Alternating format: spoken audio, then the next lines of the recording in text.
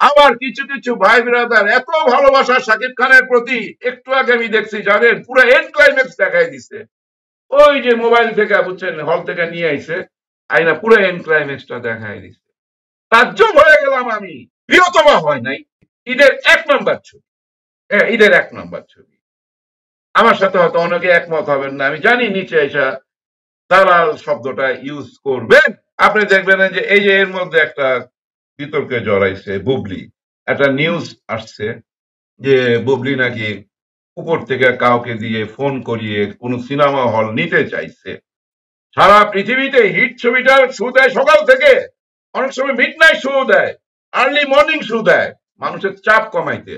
আর এখানে normal casting এর ছবিটা, নর্মাল ডাইরেক্টরের ছবিটা, নতুন প্রডিউসারের ছবিটা মর্নিং শো 11টায় 10টায়। লোক আসবে। আসসালামু আলাইকুম। এবার ঈদে যা কিছু ঘটে গেল, ছবির বন্যা বয়ে গেল, কিন্তু এবার ঈদে কাউকে থামানো যাচ্ছিল না। আসবেই ঈদে, 16টা ছবির মধ্যে 11টা চলে আসছে। কার কি অবস্থা ওইটা নিয়ে আলোচনা করতে আসি নাই আজকে। ঈদে কেন এত ছবি আসতে চায়, পিছনের ঘটনা কি, আজকে দেখেন কত রকম বিতর্ক হচ্ছে। রাজকুমার কি রকম ব্যবসা করতেছে এটা নিয়ে পুরা মিডিয়া এখন মাথা ব্যথা দেখা।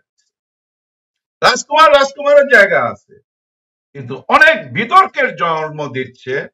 এর পিছনে কারণ কি জানেন ভাই? একটু বুঝাই, তারপর আমরা ওই আলোচনাটা করব। কেন ঈদে এত ছবি আসতে চায়? এবার ঈদে যত ছবি আসছে এর চেয়েও বেশি ছবি আসবে কোরবানি ঈদে। এর পিছনের মূল রহস্যটা কি বলে ভিডিও শেষ করব। শুধু এইটুকুই জানেন, রাজকুমার নিয়ে এত কথা কেন? একটা কথা আছে না যে সাংবাদিকদের সাথে বন্ধুত্ব করতে নাই। হ্যাঁ, একটা কথা প্রচলন আছে, কারণ কখন কি ঘটায় দিবে ভিতরের খবর জেনে বলা যায় না। কিন্তু অনেকের, আমি নাম নিতে চাই না, বাংলাদেশের মনে করেন সব নায়কদের, সব নায়িকাদের ব্যক্তিগত কিছু সাংবাদিক বন্ধু আছে একদম কাছের। এখন মনে করেন আমি একজন এই দেশের সুপারস্টার, যদিও না সুপারস্টার। এখন মনে করেন আমি 2 থেকে 3টা নামি দামি পত্রিকার সাংবাদিককে খুব আপন জানি, আমার ঘরে আসে, রেগুলার আড্ডা হয়, আমার অবসর টাইমে তারা আমাকে সময় দেয়, আমার সঙ্গে বিদেশও সফর করে। এতে দাঁড়াচ্ছে কি, ধরেন এখানে যদি 100 সাংবাদিক থাকে বিনোদনের জগতে, তার মানে আমি 3জনকে আপন করলাম, আর বাকি 97 জন কিন্তু দূরে। আমরা 3জনই কিন্তু, আমার কাছের এই 3 সাংবাদিকই কিন্তু আমার সমস্ত নিউজ আগে পত্রিকাতে দিয়ে দেয় বা ইউটিউবে দিয়ে দেয়, তারপরে অন্যরা এই নিউজটাকে শেয়ার করে, তারা নিউজ করতে বাধ্য হয়, কারণ শাকিব খান সুপারস্টার। এরকম অবস্থায় যদি, মানে এরকম অবস্থা যদি চলতে থাকে, তারপর কি দাঁড়া, আপনার যদি একটু দুর্বলতা পান, আমার এই সিস্টেমটা ভেঙে দিবেন না, আমার পিছনে লাগবেন না, আমাকে কিছু বলবেন না, একটুখানি যদি খুদ ধরতে পারেন বলবেনই তো। এই জন্য বড় বড় স্টাররা কি করে জানেন? দেখবেন যে সবার সাথে ভালো সব, কারোর সাথে যদি একটু হিসিং হয়ে যায়, ঝগড়া বিবাদ হয়ে যায়, টেলিফোনে হোক বা ওপেনে হোক, দেখবেন যে বুকে জড়ায় ধরে ম্যানেজ করে ফেলে। অনেকের সাথে হয়েছে এরকম। সবাইকে বন্ধু ভাবতে হবে, সবাইকে। আমরা করি কি জান, মনে করেন আমি একজন সুপারস্টার, আমি প্রেস কনফারেন্স করব, আমি নিজে কি করতেছি, ওই যে 3জন 4জন 5জন আমার কাছের আছে, তাদেরকে বলে দিতেছি, সবাইকে বলে দিও। ওই 3-4জন করতেছে কি, সবাইকে বলতে যায়, সবাইকে বলতেছে না। এই 4জন 5জন তার কাছের 4-5জন কি বলবে, এটা হয়তো 50 জন হবে, আর 50 জন কিন্তু বাইরে, ওরা কিন্তু দাওয়াত পাবে না। এতে কি হচ্ছে, সবাই তো কন্টেন্ট চায়, খোরাক চায়, পত্রিকার খোরাক চায়। এখান থেকে কিন্তু দলাদলি হয়। এটা শুধু আমার বেলায় বললাম না, সব নায়ক নায়িকাদের বেলায়, এটা শুধু স্টারের বেলা না, সব নায়ক নায়িকাদের বেলায় আপনি দেখবেন যে এই যে এর মধ্যে একটা বিতর্কে জড়াইছে বুবলি, একটা নিউজ আসছে যে বুবলি নাকি উপর থেকে কাউকে দিয়ে ফোন করিয়ে কোন সিনেমা হল নিতে চাইছে। ভাই বুবলি কেন, সবাই তো ফোন করাই নাই। হ্যাঁ, আপনারা আইতে চান কেন সবাই?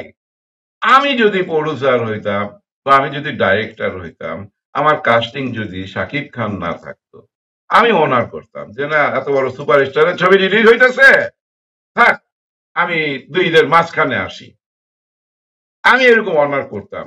কিন্তু এখানে তো কেউ অনার করার প্রশ্নই ওঠে না, সবাই চ্যালেঞ্জিং এ নামছে। এবার চলে আসি কেন এই চ্যালেঞ্জটা আসে ভিতরে। এখানে দেখেন, সিনেমা বানায়া, সিনেমার নামে অনেক কিছু বানায়া, মনে করেন আপনি মূল টার্গেট কিন্তু ওটিটি, তো ওটিটির জন্য বানায়া আপনি সিনেমার অ্যাঙ্গেলে কিছু ওই যে আইটেম সং ঢুকাইলেন, অ্যাকশন ঢুকাইলেন, কিছু ঢুকাইলেন, কিছু সিনেমার ভাব নিলেন এবং পিকচারাইজ করার সময় মাথায় রাখলেন যে না, সিনেমার ডিজাইনই করুম, ওইটা সেন্সর সার্টিফিকেট নিয়ে নিলেন। এখন একজন প্রডিউসার ছবি বানানোর পর সে কিন্তু রিলিজ করতে পারে, তাকে রিলিজ করতে হয়, একটা করার জন্য একটা ডিস্ট্রিবিউশনে যেতে হয়, একজন ডিস্ট্রিবিউশন হাউসে যেতে হয় যে ভাই আমার ছবিটা রিলিজ করতে চাই। ধরেন আমার রোজি ফিল্মস, ধরে নেন, আগে ছিল এখন নাই, আমার রোজি ফিল্মস, সেই রোজি ফিল্মসে আসলো, আমি ডিস্ট্রিবিউটার, বললো যে আমাকে আইসা যে আমার এই ছবিটা রিলিজ করতে, আমি তখন ছবিটা দেখব, দেখার পর আমি যদি বুঝা ফেলাই আচ্ছা এই ছবিটা মোটামুটি ঠিকই আছে, তখন আমি বলবো হ্যাঁ দারুণ আছে ছবি, আপনার ছবি ঈদে আসতে হবে, কিন্তু ঈদে রিলিজ করেন, তাইলে রিলিজ করাই দিই, আপনাকে আমি 20 থেকে 50টা 25টা হল নিয়ে দিব, ওকে।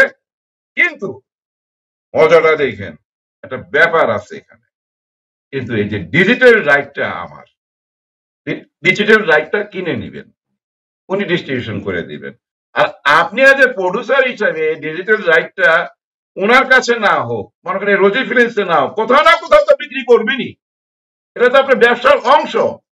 আচ্ছা ভাই আপনাকে দিয়ে দিলাম, কত দাম, আচ্ছা ছবি রিলিজ হোক না, তারপরে দাম দেখবেন, ভালো গেলে ভালো।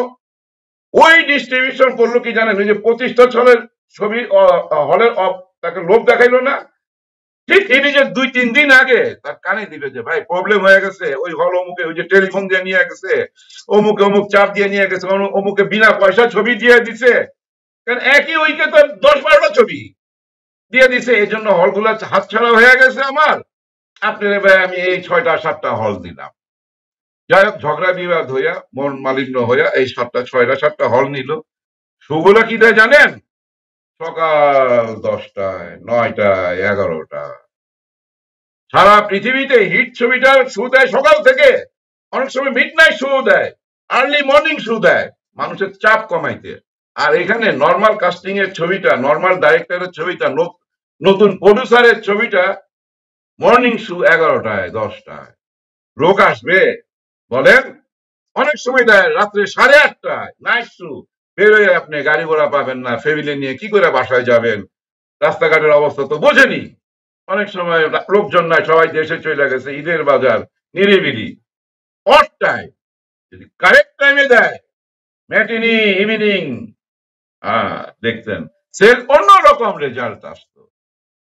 কিন্তু খারাপ রেজাল্ট আসাতে তার কি লাভ, ওই যে ডিজিটাল রাইটটা যেখানে মরণ ধরে নেন, প্রডিউসারের ইচ্ছা ছিল যে আমি এটা বেচুম 40 লাখ টাকায় বা 50 লাখ টাকায়, ওইটার দাম চলে আসে জানেন 15 লাখ, 12 লাখ, 10 লাখ, এর বেশি না, অনেক সময় চলে আসে।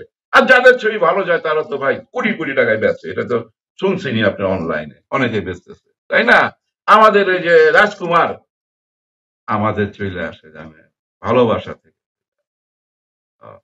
শাকিব খানকে ভালোবাসি, হ্যাঁ ভালোবাসি, 5টা ছবি বানাইছে, একটা সম্পর্ক হয়ে গেছে, তারপরে ইউটিউবে যখন থেকে আসছি তখন থেকেই তো বলতেছি, তাই না? এখনো থাকবো তার পাশে, আপনারা অনেকে মজা নিতেছেন, অনেকে দেখছি তার পাশে ছিলেন, হঠাৎ কইরা কি জানি হয়েছে আপনাদের, আপনারা ওপেন ছবিটা রিলিজ হওয়ার 2 দিন না যাইতেই এই মার চরিত্রটা মেনে নেওয়া গেল না মাহিকে, ওপেন এগুলো বলা বলি করতেছেন, যার জন্য আমি বললাম। আবার কিছু কিছু ভাই ব্রাদার এত ভালোবাসা শাকিব খানের প্রতি, একটু আগে আমি দেখছি জানেন পুরো এন্ড ক্লাইম্যাক্স দেখাই দিছে, ওই যে মোবাইল থেকে বুঝছেন হল থেকে নিয়ে আইছে, আইনা পুরো এন্ড ক্লাইম্যাক্সটা দেখাই দিছে। তাজ্জব হয়ে গেলাম আমি, অনেকেই কাজ করতেছে, গল্পটা সবাই জেনে যাচ্ছে, গান তো শুনেই ফেলাইছে বুঝছেন। আপনি যদি ছবি এন্ড ক্লাইম্যাক্সই দেখা যান, পুরো এন্ড ক্লাইম্যাক্সটা ভাই চলতেছে। আরশাদ আদনান সাহেব ছবি রিলিজের আগে আমাদের হারুন সাহেবের সাথে, স্যারের সাথে দেখা করছেন এবং বলছিলেন এই যে কপিরাইট যেন না হয় এই ব্যবস্থাটা নিবেন। ভাই এটা তো কপিরাইটেরই একটা অংশ, একটা দৃশ্য, এটা তো কপিরাইটেরই অংশ। খুব তাড়াতাড়ি ব্যবস্থা নিতে হবে হিমেল আশরাফ, খুব তাড়াতাড়ি ব্যবস্থা নিতে হবে। আমি এই যে 1 ঘন্টা আগে দেখছি পুরা এন্ড ক্লাইম্যাক্স, পুরা শাকিব খান আর ইয়ের কি বলুন। যাই হোক, যারা বলতেছেন মাহিকে মানায় না তারা একটু কমেন্ট বক্সে জানাইবেন তো, কাকে মানাইতো, কাকে দিলে বেশি ভালো লাগতো, একটু কমেন্ট বক্সে জানাবেন আমাকে। আপনারা দেখেন হিমেল আশরাফ সাহেব কিন্তু বলছে সবসময় যে অডিয়েন্স যে রিভিউটা দিবে সেটাই হবে সাচ্চা রিভিউ, যার জন্য উনি টিজার ট্রেইলার এদিকে বেশি মনোযোগ দেন নাই। মুখে যে রিভিউ, এই মুখের রিভিউ থেকে আমি যেটা বুঝতে পারছি, আমি ব্যক্তিগতভাবে প্রিয়তমা হয় নাই ঈদের 1 নম্বর ছবি, হ্যাঁ ঈদের 1 নম্বর ছবি। আমার সাথে হয়তো অনেকে একমত হবেন না, আমি জানি নিচে এসে দালাল শব্দটা ইউজ করবেন। কমেন্ট বক্সে আপনার বলার অধিকার আছে, আপনার মনের ভাষা প্রকাশ করার 100% অধিকার আছে, এটা নিয়ে মাথা ঘামাবার কিছু নাই। আমি দেখছি অনেকে রিয়াকশন দিতেছে, অনেকটা বড় বড় ডাইরেক্টররা বলতেছে ব্যাখ্যা দিতে যাচ্ছে। ভাই এত ব্যাখ্যা দেওয়ার দরকার নাই, যে যা ইচ্ছা বলুক, বলতে দেন, বলতে দেন। ভালো মন্দ মিলেই তো জীবন, জোয়ার ভাটার নামই তো জীবন, তাই না ভাই? জোয়ার ভাটা থাকবেই। সবার জন্য সবাই দোয়া করবেন। আল্লাহ হাফেজ।